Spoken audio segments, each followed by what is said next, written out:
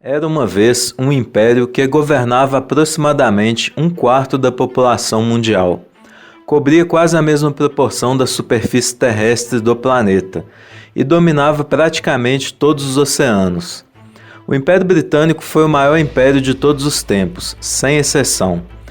Como um arquipélago de ilhas chuvosas a noroeste da costa da Europa, veio a governar o mundo é uma das questões fundamentais não só da história britânica, mas da história mundial.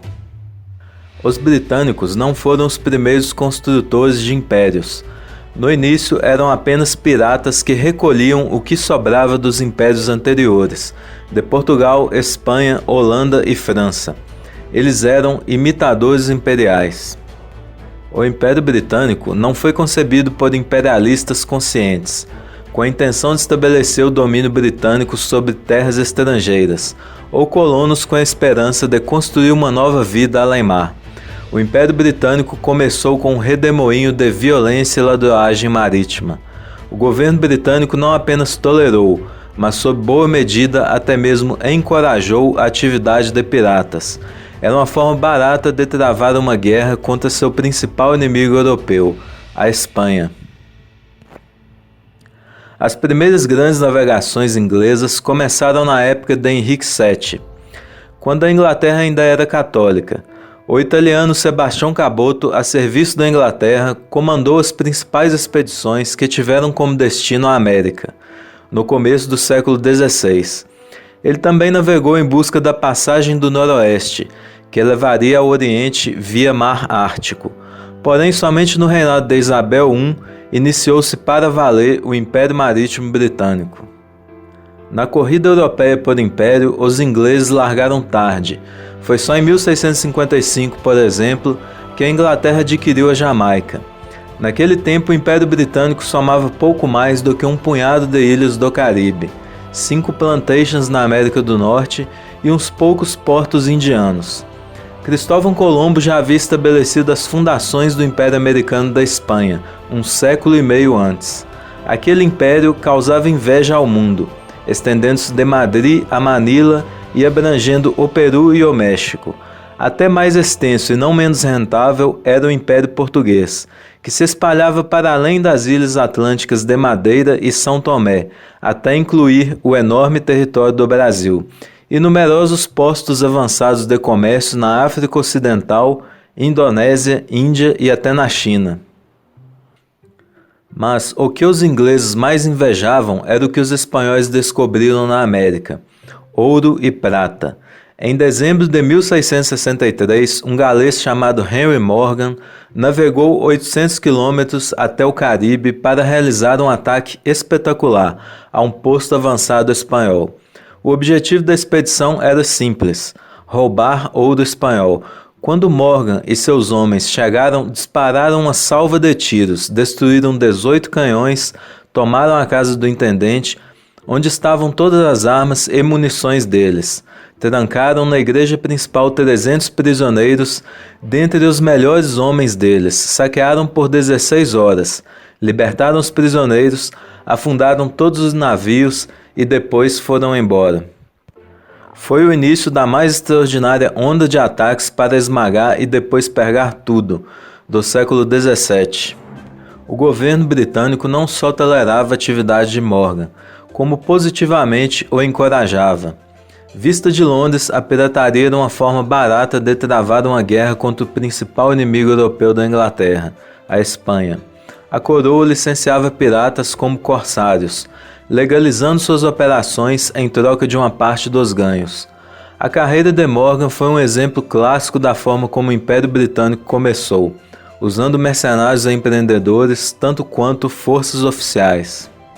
A inveja inglesa do Império só ficou mais aguda depois da Reforma, quando os proponentes da guerra contra a Espanha Católica começaram a argumentar que a Inglaterra tinha uma obrigação religiosa de construir um Império Protestante, para fazer frente aos impérios papistas dos espanhóis e dos portugueses.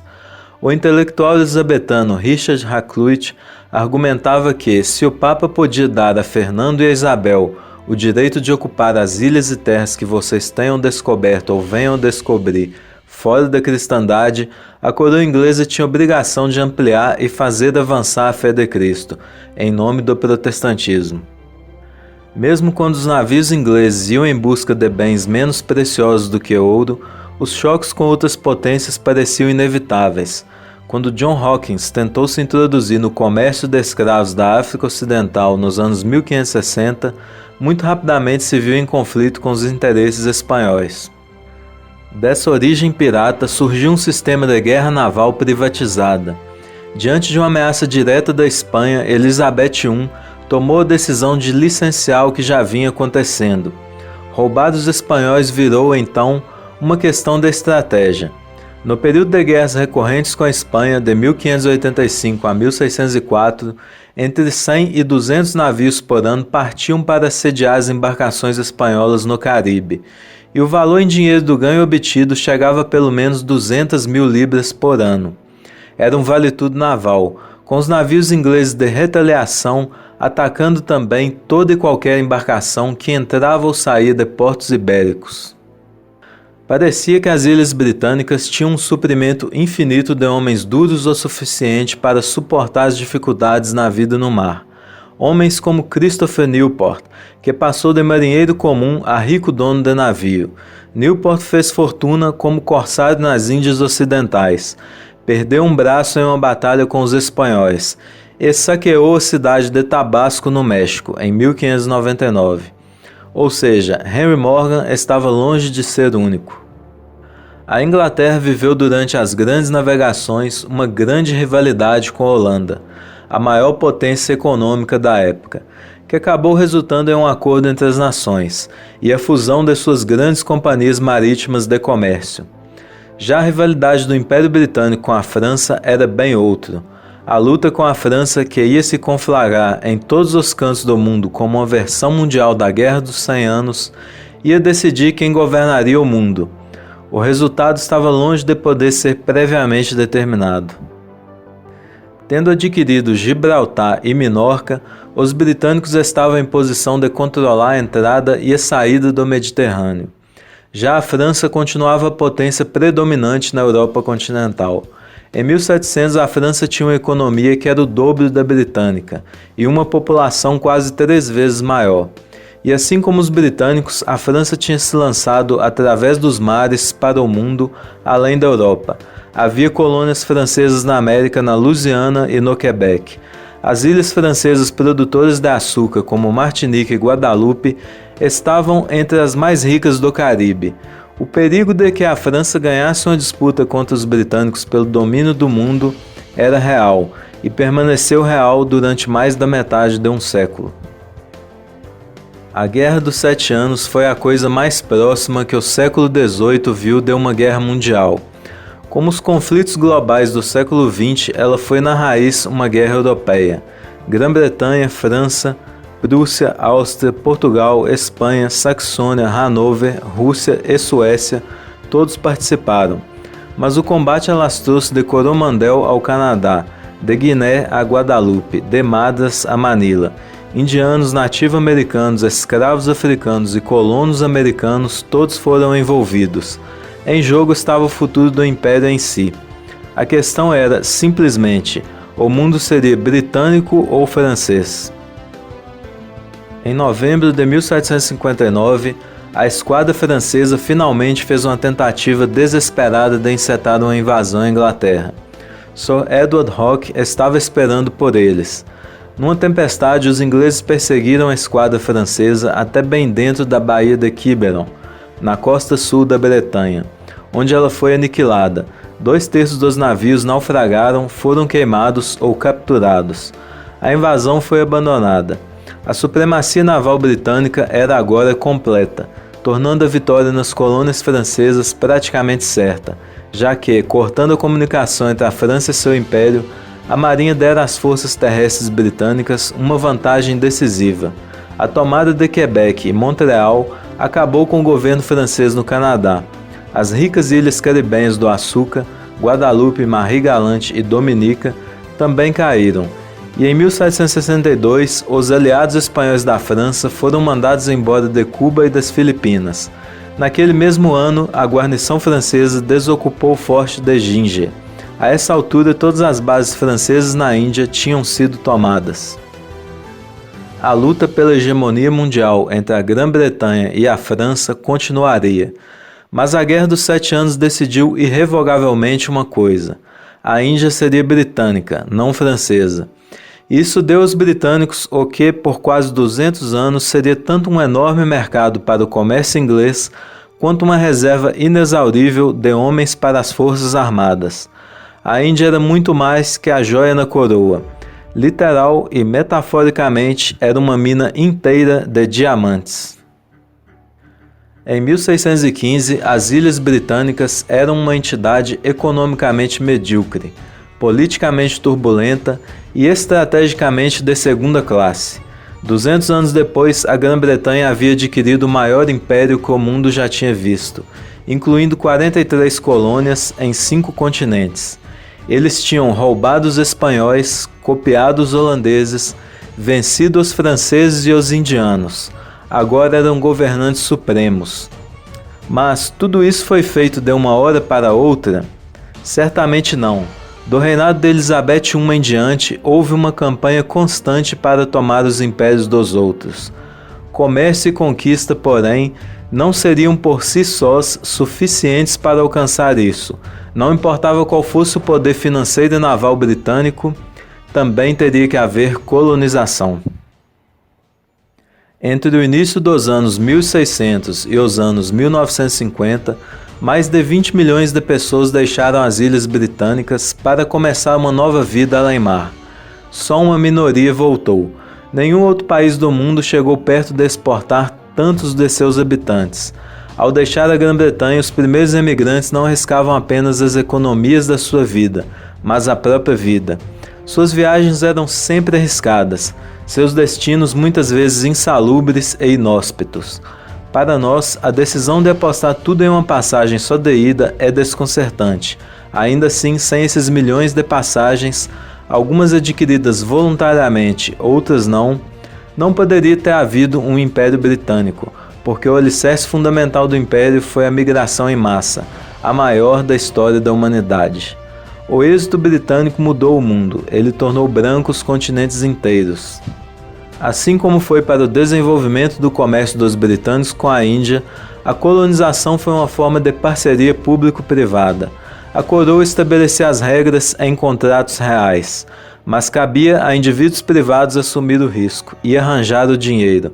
Esses riscos acabaram se revelando consideráveis. Os britânicos não sonhavam apenas com dominar o mundo, mas também redimi-lo. Já não era suficiente para eles explorar outras raças.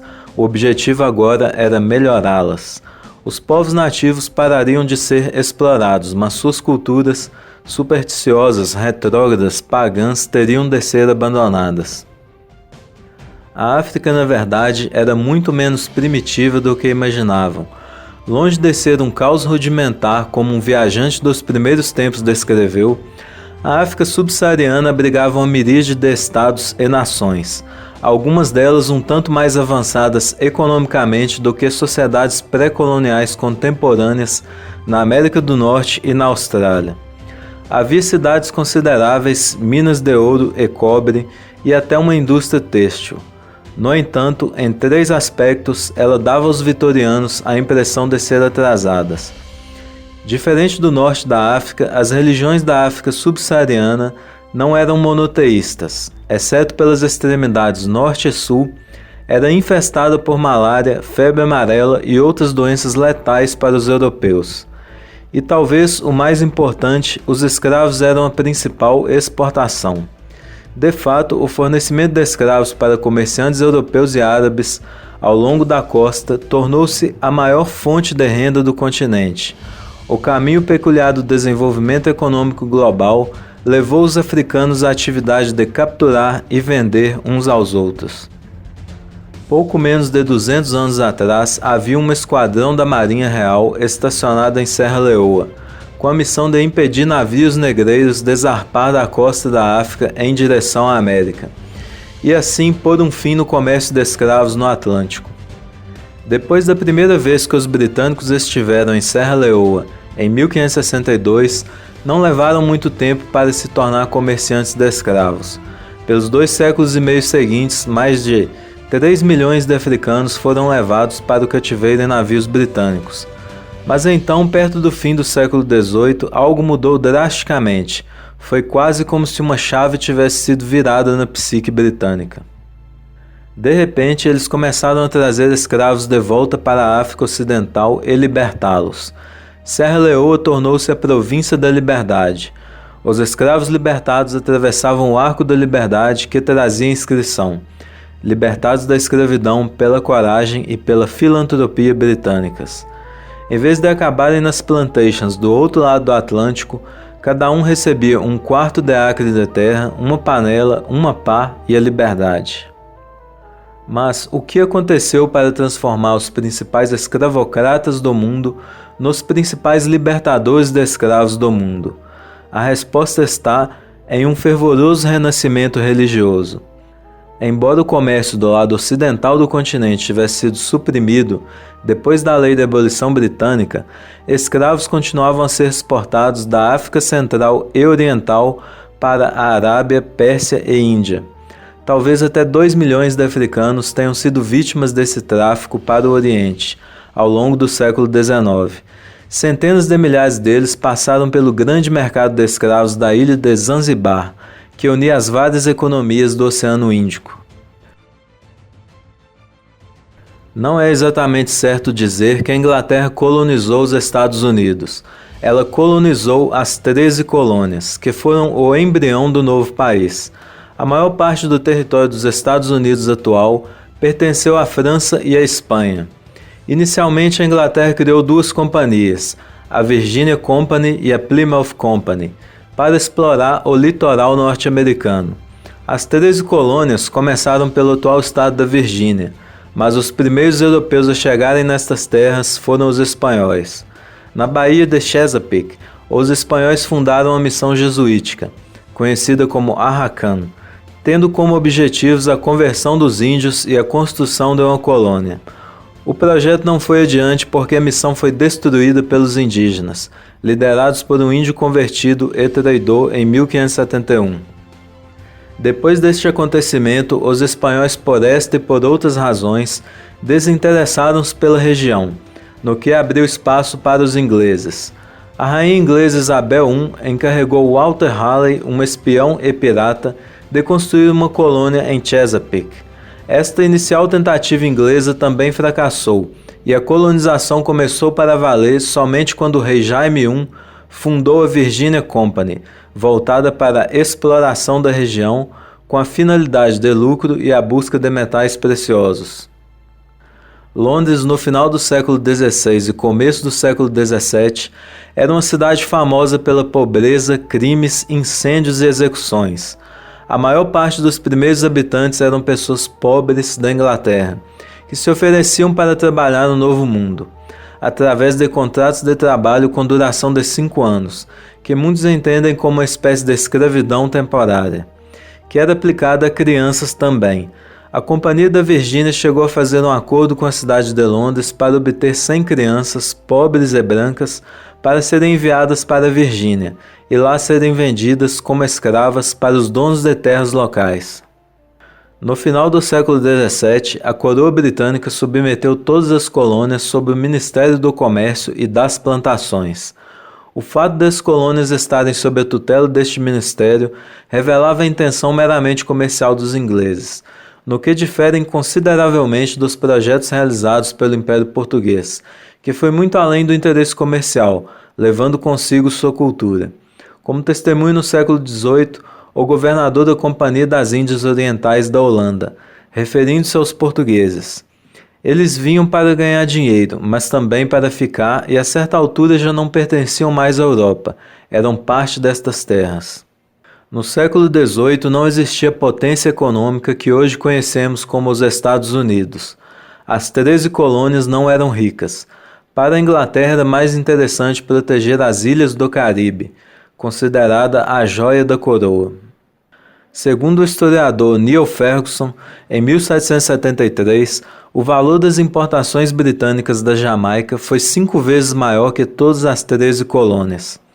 Durante a maior parte do século XVIII, as colônias americanas foram pouco mais do que subsidiárias econômicas das Ilhas do Açúcar, o que explica em parte a Inglaterra ter perdido a Guerra da Independência Americana. Outro motivo foi a grande ajuda da França e da Espanha. Nessa época, a Inglaterra já era uma grande potência militar.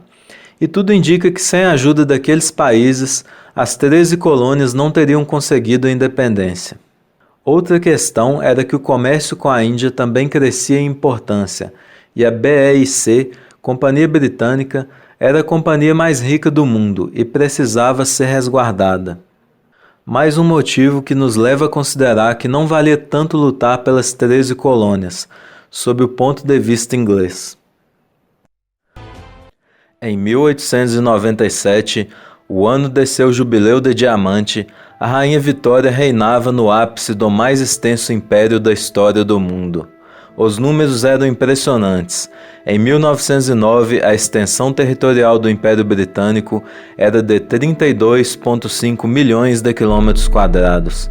O Império Britânico agora cobria cerca de 25% das terras emersas do mundo, 3 vezes o tamanho do Império Francês e 10 vezes o do Alemão, e controlava aproximadamente a mesma proporção da população mundial.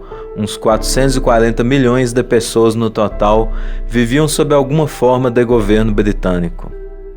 Não apenas os britânicos lideraram a corrida pela África, haviam sido os precursores de uma corrida no Extremo Oriente, engolindo o norte de Bornéu, a Malásia e uma fatia da Nova Guiné, para não falar de uma cadeia de ilhas no Pacífico. Segundo a St. James Gazette, a rainha imperatriz tinha poder sobre um continente, 1000 penínsulas, 500 promontórios, 1000 lagos, 2000 rios, 10.000 ilhas. Um selo de correio foi produzido mostrando um mapa do mundo e a legenda: controlamos um império mais vasto do que jamais houve. Mapas mostrando seu território pintado em um atraente vermelho pendiam na parede das escolas do país inteiro. Não admira que os britânicos tenham começado a supor que tinham o direito dado por Deus de governar o mundo. Era, como disse o jornalista J.L. Garvin, em 1905, uma extensão e uma magnificência de domínio além do natural. Mas, poucos anos depois de dita essa frase, o império começou a se esfarelar. O que aconteceu para que houvesse o declínio de tão grande império?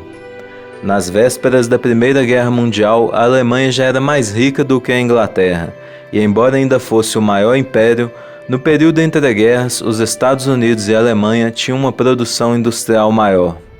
A Inglaterra saiu vencedora da Primeira Guerra Mundial e obteve da Alemanha algumas colônias desta, mas a essa altura histórica já era um império mais de fachada e se distanciava cada vez mais da força que teve no século XIX. Em 1820 chegaram os primeiros imigrantes ingleses e com o domínio inglês na colônia do Cabo, muitos bois resolveram partir para o interior da África do Sul. Os bois foram os primeiros colonos europeus que saíram da Holanda. A Inglaterra havia proibido o uso da língua holandesa e a escravidão, o que desagradou os colonos de origem holandesa, além de outros fatores como o religioso e o cultural. A Inglaterra buscava a conquista de toda a região que formaria a futura África do Sul, o que implicava guerra contra os negros e contra os boers. Nesta visão, anexou a região do Transvaal em 1877 e em 1880 estourou a Primeira Guerra dos Boers, vencida por estes no final do ano seguinte. Nessa região houve a descoberta de ouro na década de 1880. Tal descoberta gerou a cobiça de muitos ingleses que foram para lá, os Uitlanders, explorar as minas de ouro, o que causou conflitos entre ingleses e boers. A Segunda Guerra dos Boers aconteceu entre 1899 e 1902, com vitória para os britânicos, que fizeram uma campanha de terra arrasada. 30.000 casas foram destruídas e criaram um campo de concentração, no qual quase 30.000 boers morreram, a maioria crianças, por desnutrição e más condições sanitárias. Esse campo de concentração, criado para os prisioneiros boers, é considerado o primeiro de que se tem notícia na história humana. Uma invenção inglesa, que se deu antes dos campos de concentração nazistas, ou os gulags da ex-União Soviética. Nos arredores de Bloemfontein, na África do Sul, há um monumento sombrio e imponente às mulheres e crianças, boeres que morreram nos campos de concentração. Esse fato repercutiu de forma péssima entre a população da Inglaterra, e os partidários do anti-imperialismo inglês não tardaram em tirar proveito do episódio, dando destaque às vítimas da guerra. Os boeres tinham se abastecido das mais modernas armas, metralhadoras Maxim, assim como caixas dos últimos modelos de rifle Mauser, precisos a mais de 1.800 metros. O modo de vida deles transformou-os em grandes atiradores e conheciam o terreno muito melhor do que os ingleses. Essas vantagens fizeram com que saíssem muito melhor que os ingleses nas batalhas. O exército profissional britânico, em muito maior número, estava levando uma surra enorme dos boeres, o que aos olhos de alguns ingleses à época justificou as atitudes desumanas, que ao final deu uma vitória parcial à Inglaterra. O jovem Winston Churchill, à época um correspondente de guerra, testemunhou uma das batalhas vencidas pelos boeres. Com as granadas boeres caindo à frequência de 7 a 8 por minuto, ele só conseguia olhar com horror, conforme a densa e contínua torrente de feridos fluía para a retaguarda. Uma aldeia de ambulâncias se formou ao pé da montanha. Os mortos e feridos, esmagados e quebrados pelas granadas, se amontoavam no topo até transformá-lo num caos sangrento e pútrido. A destruição das fazendas dos boeres já vinha acontecendo havia certo tempo, sob a justificativa de que casas de fazenda estavam abrigando atiradores ou abastecendo os guerrilheiros. Agora, os soldados britânicos estavam autorizados a queimar as casas dos boeres. No total, 30.000 foram arrasadas. A única questão que se levantou foi o que fazer com as mulheres e crianças, que os guerrilheiros tinham deixado para trás e que agora estavam ficando sem teto aos milhares. Em teoria, a tática da terra arrasada logo forçaria os boeres a se render. A combinação de terra arrasada com campos de concentração certamente minou a determinação de lutar dos boeres, mas só depois de os ingleses cobrirem o país de arame farpado e casamatas é que eles foram forçados a negociar. Não foi uma rendição incondicional, mas no final das contas as duas repúblicas boeres perderam sua independência e foram absorvidas pelo Império. Ao longo de uma única vida, aquele império desandou. Quando Winston Churchill morreu em 1965, todas as suas partes mais importantes tinham se ido. Por quê? Os relatos tradicionais da descolonização tendem a dar crédito aos movimentos nacionalistas nas colônias. O fim do Império Inglês é retratado como uma vitória de lutadores pela liberdade, que pegaram em armas de Dublin na Irlanda a Delhi na Índia, para livrar seus povos do jugo do domínio colonial. Mas isso é enganoso. Ao longo do século XX, as principais ameaças e as alternativas mais plausíveis ao domínio britânico não foram os movimentos nacionais da independência, mas outros impérios. Quando Winston Churchill se tornou primeiro-ministro em 1940, as alternativas mais prováveis ao domínio britânico eram a esfera de coprosperidade da Grande Ásia Oriental de Hirohito, o Reich de 1000 anos de Hitler e a Nova Roma de Mussolini, e não se pode esquecer a ameaça representada pela União Soviética de Stalin, embora até depois da Segunda Guerra Mundial a maior parte das suas energias estivesse dedicada a aterrorizar os seus próprios súditos. Foi o custo absurdo de combater esses rivais imperiais que acabou arruinando o Império Britânico. Em outras palavras, o Império foi desmantelado não porque tinha oprimido os povos subjugados por séculos, mas porque pegou em armas por apenas alguns anos contra impérios muito mais opressivos. Ele fez a coisa certa, sem se importar com o custo. Nas questões coloniais parecia haver espaço para o entendimento entre ingleses e alemães. Ainda em 1911, a suposição entre os planejadores militares britânicos era de que, no caso de uma guerra europeia, qualquer força expedicionária britânica seria ativada na Ásia Central. Em outras palavras, eles supunham que o inimigo em uma guerra dessas seria a Rússia. Então, no verão de 1914, uma crise em outro império, no Império Austro-Húngaro, levou de modo bastante repentino os impérios britânico e germânico a uma colisão calamitosa. As imagens familiares da Primeira Guerra Mundial são a das tempestades de aço no Somme e o inferno lamacento em Passchendaele. Como a guerra começou em Sarajevo e terminou em Versalhes, na França, ainda tendemos a pensar nela como um conflito primariamente europeu. Certamente, o cerne dos objetivos alemães era eurocêntrico.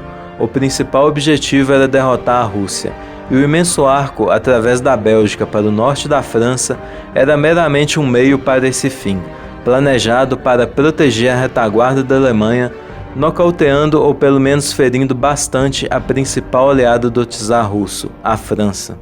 Olhando mais de perto, a guerra foi um verdadeiro choque global de impérios, comparável em sua abrangência geográfica às guerras dos britânicos contra a França no século XVIII, que tinha acabado cerca de um século antes. Conscientes da própria vulnerabilidade na guerra de duas frentes na Europa, os alemães buscaram globalizar o conflito e desviar recursos britânicos para fora da Europa, solapando seu domínio na Índia. O verdadeiro objetivo dessa nova guerra imperial não deveria ser Flandres na Bélgica, mas o caminho para a Índia, o Oriente Médio. E nessa altura os alemães realmente tinham por objetivo patrocinar uma jihad islâmica contra o imperialismo britânico. Em novembro de 1914, o sultão turco reagiu obedientemente à convocação da Alemanha, declarando uma guerra santa contra os britânicos e seus aliados. Dado que pouco menos de metade dos 270 milhões de muçulmanos estavam sob domínio britânico, russo ou francês, isso poderia ter sido um golpe de mestre da estratégia alemã. Exatamente como os alemães esperavam, os britânicos reagiram à ameaça turca, desviando homens e material da frente ocidental para o atual Iraque e para Dardanelos. A reação britânica à declaração da Guerra Mundial dos Alemães foi mobilizar suas forças imperiais em uma escala sem precedentes. Ao se aliar aos turcos, os alemães transformaram o Oriente Médio em palco da guerra. O resultado foi entregar o Oriente Médio para os britânicos ao final dessa guerra. A realidade é que a derrota alemã teve motivos externos, não internos. Foi o resultado inevitável de tentar lutar um conflito global sem ser uma potência global. Considerando a enorme diferença entre os recursos dos dois impérios, o único enigma real é que tenham demorado tanto tempo para o Império Britânico ganhar. Ao todo, cerca de 4,6 milhões de quilômetros quadrados foram somados ao Império, e cerca de 13 milhões de novos súditos. Como observou o ministro das Relações Exteriores, Arthur Balfour, o mapa do mundo tinha mais vermelho ainda, ou seja, a cor dos antigos uniformes militares britânicos, conhecidos como casacas vermelhas. Todavia, havia um lado ilusório na vitoriosa paz de Britânia. É verdade que o império nunca havia sido maior, mas o custo da vitória também não, comparado ao qual o valor econômico desses novos territórios era desprezível. O custo de administrar o Iraque, para dar um exemplo, chegou em 1921 a 23 milhões de libras, mais do que todo o orçamento de saúde do Reino Unido. Na Inglaterra, o império perdia cada vez mais sua popularidade. A opinião pública estava cada dia mais cansada da ideia de império mundial, e isso aparecia cada vez com mais constância nas revistas mais populares e nas narrativas de escritores como George Orwell, ou como no caso de Leonard Woolf. Ele tinha entrado para o Serviço Civil do Ceilão em 1904 e foi enviado para governar 2.500 km² no interior do país. Ele se demitiu antes mesmo da guerra, convencido, no entender dele, de que era um absurdo um povo de uma civilização e com um modo de vida tentar impor seu domínio sobre uma civilização inteiramente diferente, com outro modo de vida. Esse tipo de ideia sobre o Império Inglês era cada vez mais comum. A crise de confiança no Império que se alastrava tinha raízes no preço paralisante que os britânicos tinham pago para vencer a Alemanha na Primeira Guerra Mundial. A taxa de mortalidade só das ilhas britânicas foi de cerca de 750 mil. Quando a Grã-Bretanha foi de novo para a guerra, em 1939, a maioria das suas armas de campo ainda era do modelo de 1905, com metade do alcance das suas equivalentes alemãs. O Império Britânico está morto há muito tempo. Agora restam só destroços. O que se baseou na supremacia comercial e financeira britânica nos séculos 17 e 18 e na supremacia industrial no século 19 estava destinado a desfazer-se uma vez que a economia britânica dobrou-se sob o peso acumulado de 2 guerras mundiais. O grande credor se tornou um devedor. Igualmente, os grandes movimentos populacionais que uma vez levaram à expansão imperial britânica mudaram de direção nos anos 1950.